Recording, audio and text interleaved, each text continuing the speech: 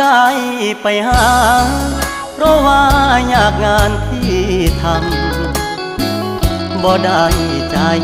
ดำยังคิดนำตัวน้องคือเก่าบ่ได้เปลี่ยนไปหัวใจอ้ายยังห่วงเจ้าบ่ได้ปล่อยให้เงาเสาร์อาทิตย์ติดงานโอทีได้แต่โทรหาน้องคงจะไม่ว่ากันบ่เคยเปลี่ยนพันสัญญาหักมันคนดีบ่ได้กักมีกิ๊กบ่ได้หลีกสัญญาที่มี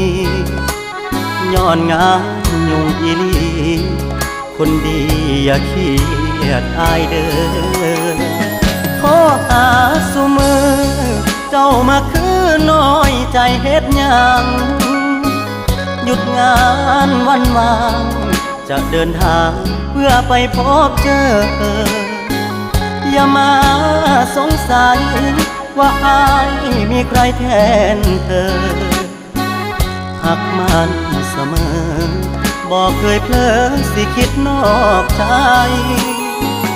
งานยากอีหลี